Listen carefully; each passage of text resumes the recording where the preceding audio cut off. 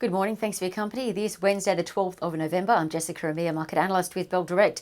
Well, the local share market is headed for its sixth day of straight gains. The futures were earlier suggesting a lift of 0.5%. But the question for many, can we sustain the rally that we've seen this week, which has taken the market to its highest level since the 29th of Feb, with the ASX 200 up 4.1% just in the first 3 days this week, really on the back of Pfizer and BioNTech's COVID vaccine candidate being 90% effective.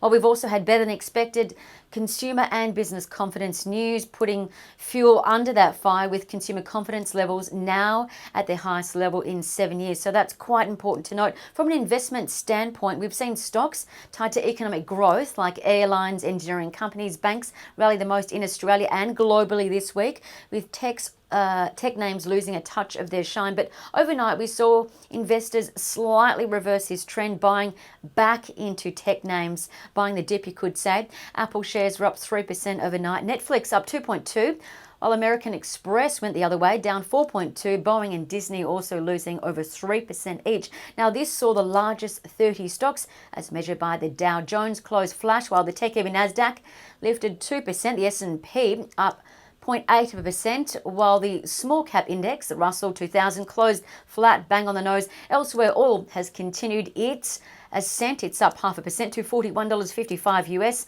The safe haven of gold has lost 0.7%. It's now at $1,862 US an ounce, given a vaccine might potentially be available soon, which is why the safe havens have been sold down. What to watch today? Well, there's plenty. I'd be keeping an eye on tech names that have been sold down this week locally on the back of vaccine hope. So you could expect a rally in Afterpay, Zip, Temple and Webster, Appen and Altium, given what happened on Wall Street, and now as consensus price targets think that these stocks are undervalued at these levels. Afterpay and Altium the exception though.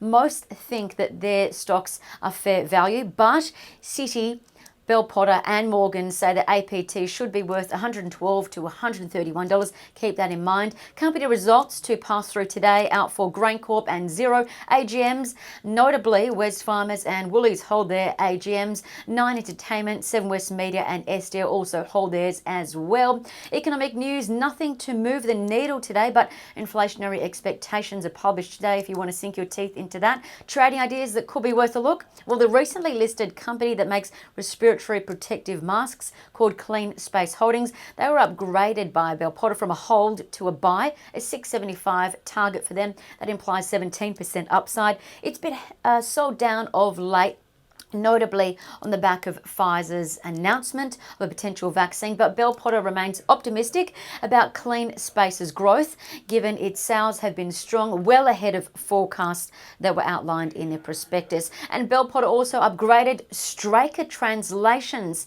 as a speculative buy, increasing its target to $2.10.